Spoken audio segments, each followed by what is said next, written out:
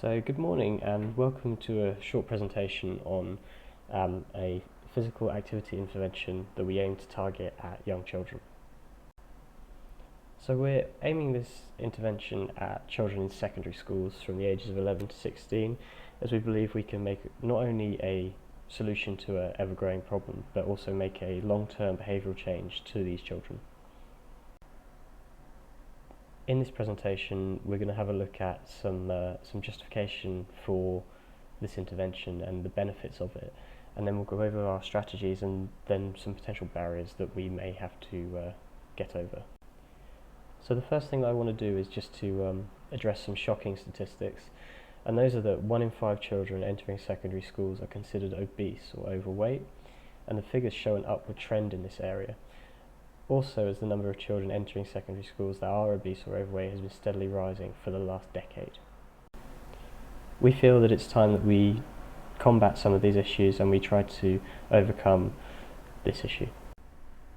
And so what we'd really like is that we get some backing from the faculty staff at the schools and the governors and obviously the head teachers.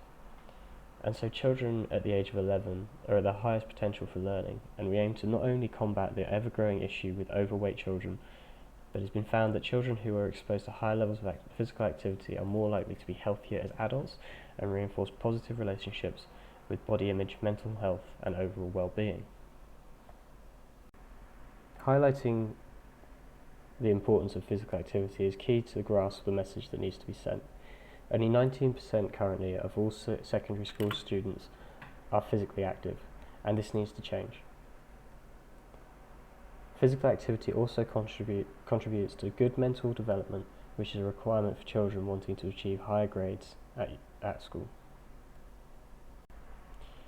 Children at the age of 11 to 16 are going through puberty and are seeing daily changes in their body, which can be very confusing. They can suffer from negative traits such as laziness, lethargy, and lack of motivation. The statistics also show that during the recent COVID pandemic that children have been less active than previously reported on and are also lacking time outside. Some benefits of increased physical activity in young people are improved confidence and acceptance of their peers, meaning they communicate better and have better social skills, whilst also improving mental well-being, increasing their self-esteem and decreasing the amount of anxiety and stress they are under. Improved concentration levels and attention often are linked directly with their education.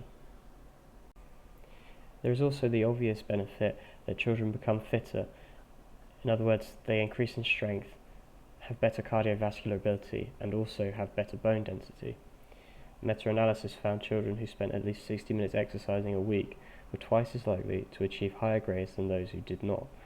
And another study also found that children who were part of a sports team often received higher GCSE grades than those that were not part of a sports team.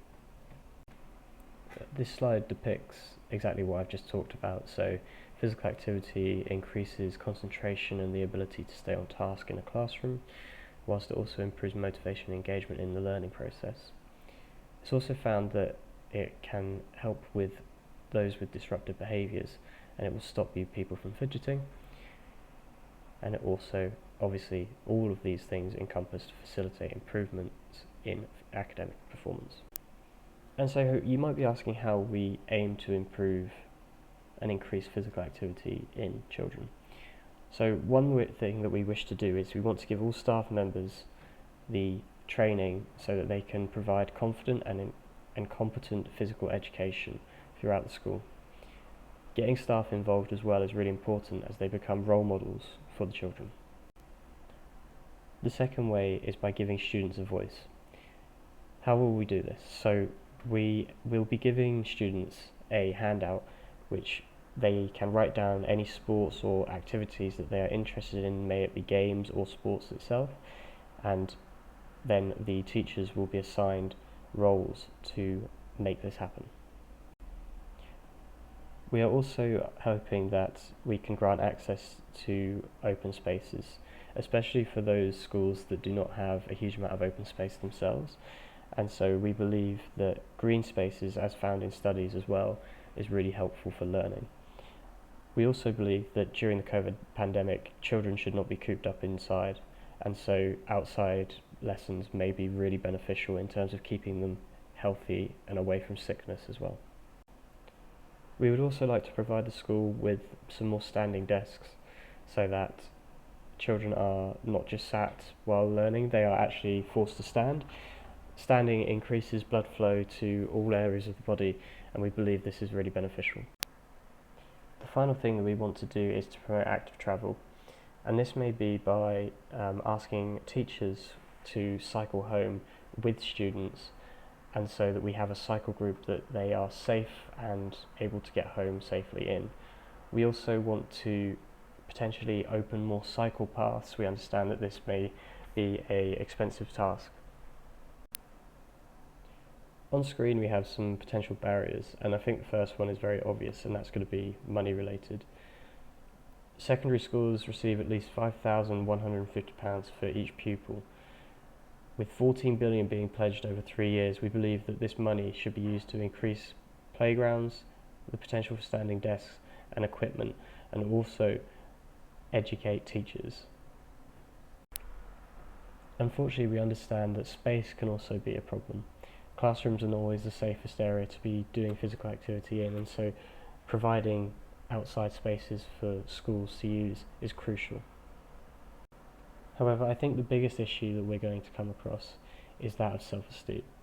Interventions like these are often focused around children that are overweight, and these are the children that are at the highest risk of having low self-esteem or being bullied or having high anxiety or depression levels.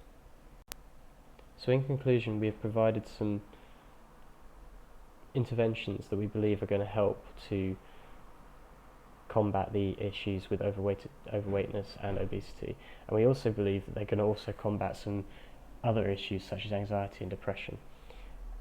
And we also believe that schools with these interventions can be more productive and happier places for the children to work and learn.